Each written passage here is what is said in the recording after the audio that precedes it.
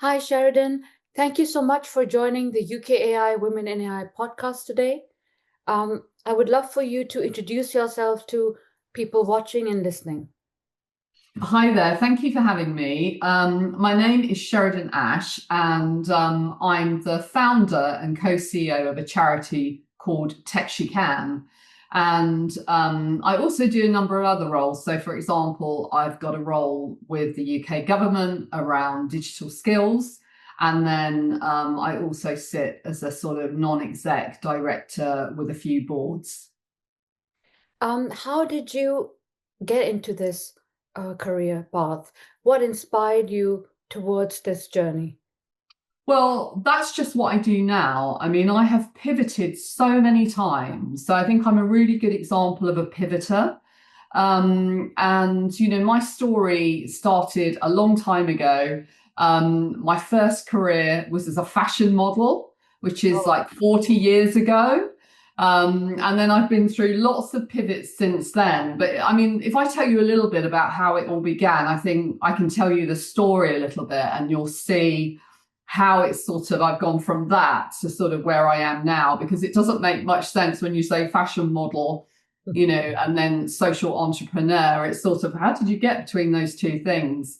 So my story began, I think, against quite a lot of odds. I was an undiagnosed dyslexic growing up in what I would call a less than glamorous place called Wellingborough, or we used to call it Well Rough. So, the middle of the sign used to get spray painted out and it just read Well Rough. And I spent sort of my years between about 12 to 16 plotting how to escape it. I just wanted to get out. And having dyslexia, I mean, I'm sure there'll be listeners that also have experienced things like dyslexia. For me, it wasn't really recognized in those days. And it meant that I faced an awful lot of challenges at school. So I left with no qualifications, apart from that I was a really good welder. And there's a story behind that. So this was my first foray, if you like, into supporting girls and women and sort of standing up, if you like, for girls and women's rights. So when I was at school, the boys got to do woodwork and metalwork, and the girls could only pick either sewing or typing. I thought this was outrageous. So I got some local petitions going. I went to the local press. To cut a long story short, it did get changed. So I took welding instead of typing and sewing. So in my house, my husband has to do all the sewing because I can't sew. And actually doing typing probably would have been really useful. But what that did teach me at a really young age was that, one, I don't like injustice and I don't like stereotyping people. Whoever they are, I don't like stereotypes. And I wanted to sort of change that from a very early age. So anyway, I did get my lucky break. I talked about being a model. So I was out shopping with my mum in London, going down Bond Street. We'd go and look at all the expensive shops. And then we'd go to the cheap shops afterwards and get the sort of reproductions of the expensive things. And I was in Bond Street and a woman came up to us, and I was very tall. I still am very tall, not as young looking, but I was very tall and very skinny with very long blonde hair. And she came up and just said, "Have you ever thought about doing any modeling?" And that was how I got into modeling, just by pure chance. And I would say there's been quite a lot of that in my career, where I've been given an opportunity and I've just gone with it and jumped at it to see what would happen. So I didn't just get to leave Wellingborough, or Well Rough, if you like. I got to travel around Milan and Paris and New York and London as a model. So that was a really fun time in my life. Unfortunately, I would say that what is disappointing is to look back and know that I wasn't much of a party girl. I guess on the positive side, there was no social media in those days, so I probably could have got away with a lot more than you could today. So from there, I went on to be a single mum in my early 20s. And I felt like, I couldn't continue with the modeling, and my career prospects were quite limited. And so basically what I did is I went back into education then and got some help with my dyslexia, and went and did A levels, and then I went and did a degree in psychological sciences. And from there, I went into the pharmaceutical and health sectors, and then decided that, I wasn't happy to stay in that profession, not because it wasn't great, but I felt that I wanted to do something different, but I didn't know what. And I'm a very curious person and I like to learn. And after having dyslexia, I think in particular, I've always wanted to learn as much. And I find curiosity has been a major factor in my career and where I've ended up going. And so I went back to university and did an MBA at Imperial, which wasn't easy. Going from not even having O-level maths to doing master's level, MBA level maths and game theory was pretty tricky. Mm-hmm. And to be honest, there was quite a lot of tears. But I found that, if you ask for help, you get help. And I got a lot of help because I couldn't even get the pass that I needed on the, people will know, GMAT scores and all the scores that you have to get in to do an MBA. So I had to really lobby for myself with Imperial College, but they did let me in. And I actually did pretty well. So it went pretty well, apart from I got a D in accounting. So I'll breathe there so you can sort of respond to that. And if there's any other questions around that. Wow, that's super inspiring. It just showcases that you were a person, you still are a person who has a lot of courage and who just did not give up and who kept on going even though it was very difficult. And I think that's made you very resilient. Yeah, I mean, it did. But I think, I love curiosity and being prepared are two things that have really played a part in my life. And I can talk about a bit around that because I think they're essential things in the modern world as well, with the fast pace of technologies like AI. You've got to be curious and you've got to constantly being prepared. You can't necessarily know what's coming your way, but you can be prepared through skills and learning how to adapt and be resilient. And I do think things like resilience and determination are quite undervalued. They've played a major factor in my life. I mean, I talked about going and doing the MBA, and then from that was when I got interested in technology. So then I pivoted again. I knew that MBA, I was hoping it would be a pivotal moment for me in terms of what am I going to do next with my career. Excuse me.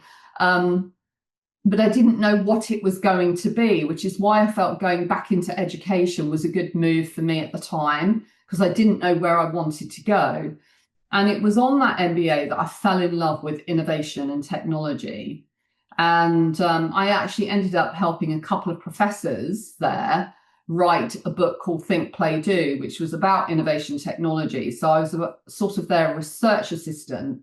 And from that, I then managed to get a job at Accenture using my transferable skills from the NHS and the pharmaceutical sector to go into Accenture working in technology, but the sector I was working in was pharmaceuticals and NHS. So I had the sector expertise, but I didn't have the technology or professional consulting skills. But I was able to sort of transfer into that profession by using my other transferable skills. And my career in technology just massively took off there. Mm-hmm. So, leading massive global technology programs in pharmaceutical companies, huge national program for IT in the UK. And then from, I got promoted quite quickly. I went in to do a particular sort of role and ended up taking my boss's role very quickly.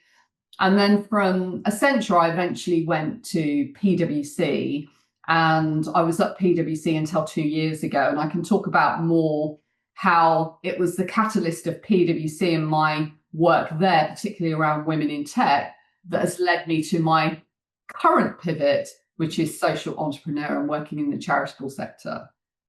Yes, that would be really interesting to hear. Accenture is a great company because they help you develop skills on your own. Yeah. They support you a lot. I was in capital market sector for over a decade, and you get to work with some of the brightest minds, the most talented people. I must say, some of the best, I think, time of my life has been when I worked at Accenture. I So, can honestly say the same. And what is wonderful is that Accenture are now one of Tex the charity that I set up, one of its biggest partners, as is PwC, which is where I sort of came up with the idea of Tex I mean, when I went to PwC, that was where I really started to think, oh my, there's a real problem around diversity in technology, not just from a woman perspective, but no black people, no LGBTQ. It was very sort of one type of person, which we know is never good in any industry, but particularly in technology, and particularly now with all the issues we know around AI and bias, all of the things that all your listeners know about. But it was while I was at PwC that I started a Women in Tech initiative. And I'm one of these people that I think, I like to understand what the problem is, and I like to find solutions, or at least ideas to explore. I don't think it's ever constructive to just go and rock up, particularly to a leadership team, and just sort of have a general moan. Got to go with some ideas and some perspective, some leadership thought around it. So I did a lot of research, and I got the stats internally. And at the time, only 14% of the women in tech workforce, the technology workforce, were women. So only 14% of the workforce were women, just in technology. And, obviously that wasn't a good place to be. So I went with some ideas around some initiative to what at the time was the all-white male leadership team in the technology space. And they were brilliant. They were just, we love everything you said. First of all, you're going to join the leadership team. And secondly, we're going to do everything you've suggested we implement. And it just shows you that, I mean, PwC is also an amazing company. Whenever I had an idea or wanted to try something different, particularly around this topic, they just welcomed it with open arms. I think I only remember once them saying no to something, and it was quite a small thing. And over about 6 to 7 years, we took the women in tech workforce from 40% to just 14% to just under 40%. oh, wow. And the technology workforce at PwC today is about 5 to 5,500 people. So we're not talking a small technology workforce. And that's just in the UK firm. I mean, overall, there are about 25,000 people, but the tech component is quite big. So that was a major success. But one of the things that was really annoying me was that we just couldn't get girls and young women to see technology at PwC and in that sort of industry as a place that they wanted to go to. So we get 50-50 coming in from other organizations, for other parts of the business, but not in the technology sector. So what I did is I commissioned some research called Time to Close the Tech Gender Gap. And that was a real light bulb moment. So things like, we surveyed 2,500 young people that had been through the education process, around 50-50 male and female. And the difference between the male and female responses was quite significant and was a real sort of eye-opener. So, for example, what the young women said to us is that, one, technology wasn't put forward to them as an option. By parents, by teachers, by career advisors. It was only if they had a person in the family that was in tech, it was suggested. And girls and young women tend to make choices about the subjects they want to do and what types of careers they want to have by it wanting to have a positive impact. They want to have a positive impact on themselves, their family, their community, and the wider world. And they didn't understand the connection between technology and doing that. It's why you don't see the issue with biology. biology, doctor, nurse, physiotherapy. Generally young people are passive users of technology, but they don't understand what's behind it or how it can have a positive impact or how it can have a negative impact. So things like that came out of the research. And that's, in effect, it was that research that launched my idea around, well, okay, we need to do something around the sort of 5 to 18-year-olds. And initially I ran it out of PwC with PwC support financially and with resources. And lots of companies got involved. And then the pandemic hit, and we found ourselves giving live lessons across schools in the UK. And also we had 25 countries tuning in, schools and children from countries all around the world, including rural Africa. And, we were quite amateurish at the time. And so I thought there's more to this. And so I spun it out with several companies, including PwC's commitment around financial, but, we had financial services, companies like NatWest, Tesco's, retail, very cross-sector organizations get behind it and put money into promising money over a 3-year period. And so we set up as a charity and launched as a charity just over 4 years ago. And over the last 4 years, we've had sort of over about 1.1 million views of our online resources. And we've reached around 250,000 children directly in the classroom through our different initiatives. So this is the sort of my latest pivot to sort of have pivoted out of professional services into being a founder and a CEO of a social enterprise in a charity format. So when I said I've done a lot of pivots, I really have to feel like I have done a lot of pivots. What are some of the key challenges that you have faced along this journey with your multiple pivots, and how did you overcome those challenges? Well, I think for me, I think I've mentioned a couple of times, it's sort of, obviously single mum, dyslexia, but I had lots of ambition and lots of determination to have a financial security and a good environment for me and my son. So there's nothing like having a child and being on your own and having to be the only responsible one to drive your determination. And I was determined anyway, so this just sort of made that more so. So that sort of sense of determination and wanting to have a positive impact were really sort of drivers for me. But the things that really helped me right from the beginning through to now are some of the things I've already mentioned. So being curious, being prepared, and actually creating and sharing stories. These things have been really significant in my own development, what's influenced me, and how I run Tech She Can and what we try to do in Tech She Can now with children, especially girls and women, young women and other underrepresented groups. We try to create curiosity, encourage creativity. We're attempting to make them more prepared for the future of work. And we create and share amazing stories about tech for good and the role models behind it. So for me, curiosity is one of humankind's sort of greatest virtues because it fuels innovation and it fuels that desire to explore. And being prepared is that thing around, okay, you don't know what's going to happen, lots of uncertainty in the world, but what you can do is prepare yourself, build your resilience, build your skills, keep updated on, what's the future of work. I mean, right now we know that everybody needs to have some sort of skills around AI. We don't all have to be deep experts, but we need enough to know how to apply it to our work. But a key thing for me that's really helped me in my personal life and which I very much use as part of what we do at Tech She Can is around storytelling.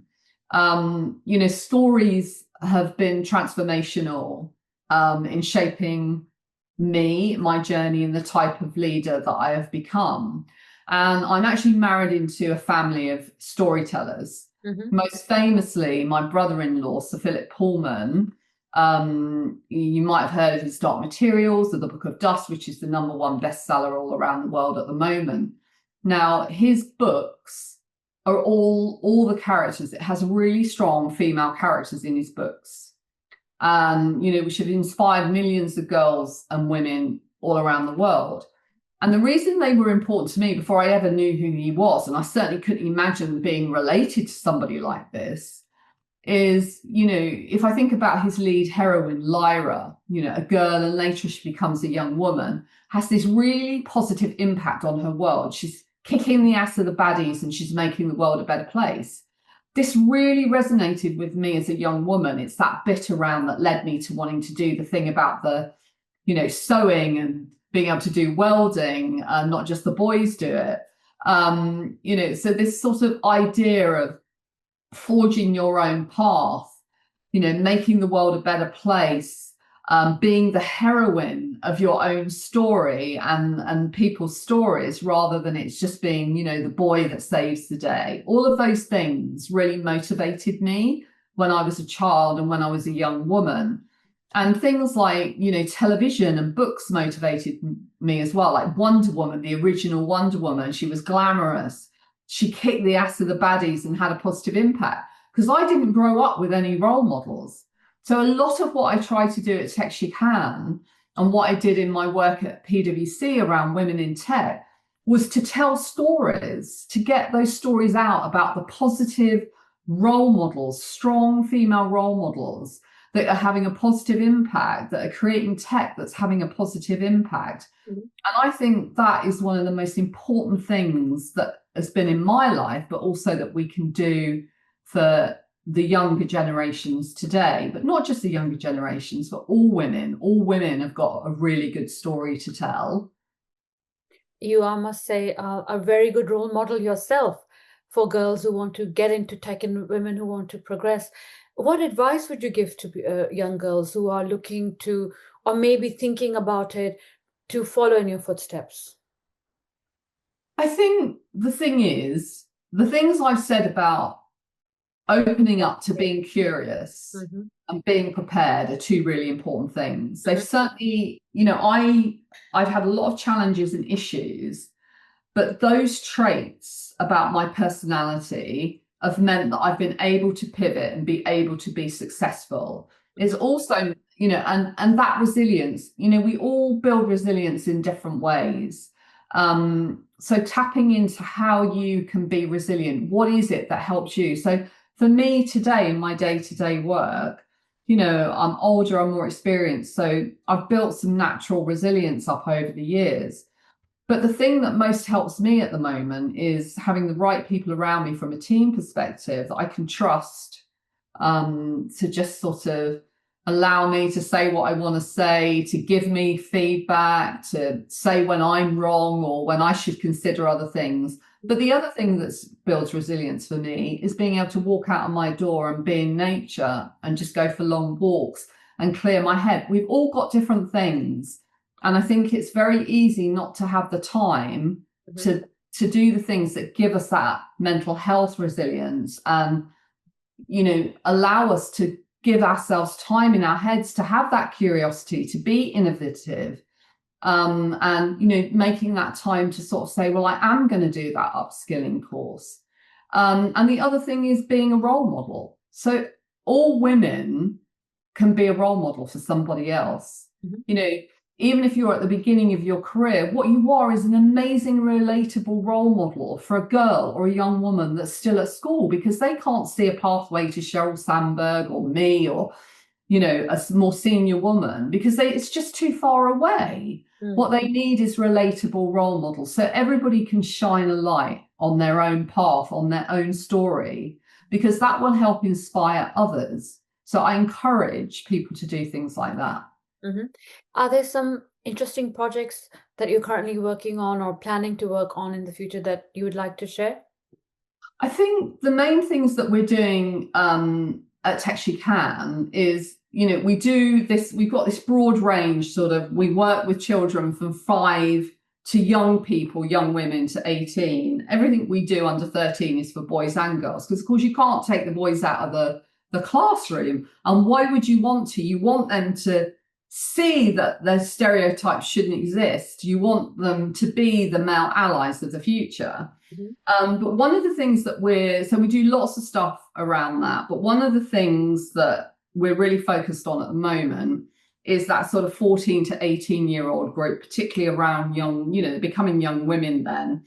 And if you think about curricular changes coming out from DFE and stuff around work experience, and you think about the needs of industry, and how we can get more young people that aren't necessarily going to go down a degree route into technology, what we're quite focused on is, things like work experience, providing career insights to young women, and then pathways actually into apprenticeships and jobs.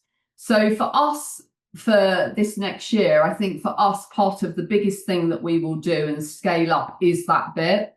So that's sort of near-term pipeline. So that's a big, sort of project for us really, to scale those interventions up so that we're, particularly from a regional perspective, so working with multiple partners in regions, maybe like things around the AI hubs, like in Liverpool, where we can target schools and pupils, students in more disadvantaged areas, and work with the students and the organisations over a number of years to basically bring these young people through into the workplace, particularly people that, if you've got parents in professional services, you can get work experience. If you come from a disadvantaged background, or, or where your parents are sort of not in professions where it's easy to get work experience, you don't tend to get it. So it's a very biased system. And one of Techican's missions is to get rid of that and to basically try and make sure that work experience and pathways into apprenticeships and jobs is open to more people, but particularly girls and women from a technology perspective. So I think those are a lot of what I'm doing at the moment. And what legacy would you like to leave behind? Well, it's a difficult one, isn't it? I mean, I think for me, the legacy would be partly if Techican wasn't needed.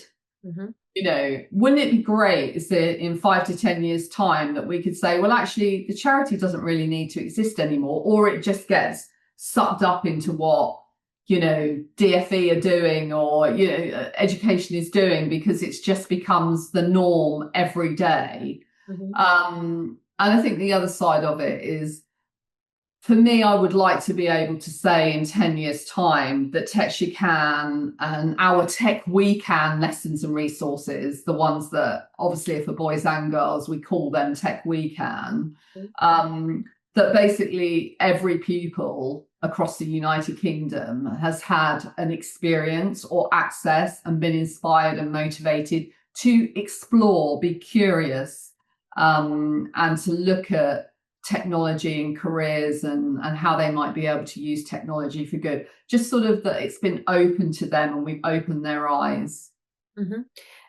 If people wanted to get in touch with you to learn more about Techican, how can they reach you? Well, I wouldn't suggest getting in contact with me personally, because I already got a bit overwhelmed with that. But what I would say is always reach out to me on LinkedIn. It's impossible for me to monitor everything on my email because it's just too mad. But actually, I find LinkedIn really useful because people will connect to me and then they'll ping me and just say, I've been thinking about this, or does this resonate? So always open to things like that on LinkedIn, and then obviously we can do details. But the other way is just go onto our website. There's have a look at our website and see if there's anything on there that you are interested in or resonates with you. And if there is, that we have a champions program, a volunteer program that you can sign up to. But also there's a way through the website of getting a request, or just sort of, I've had these thoughts, and then one of the team will get back to you. So I think probably those are the easiest ways to sort of get in contact with Techican and me directly. Is there anything else that you'd like to share with people watching or listening to you? I don't know. Is there anything you can think of? I feel like I've talked your ears off, but oh, take a breath. Is there anything else you think would be useful? Uh, when I was just listening to you, I just got so engrossed in your journey. One of the things that I kind of I was thinking about, when you described the things that you did to build up your resilience, how is there some kind of mindset technique or method that you follow, or that helps you just keep your focus, maintain your focus?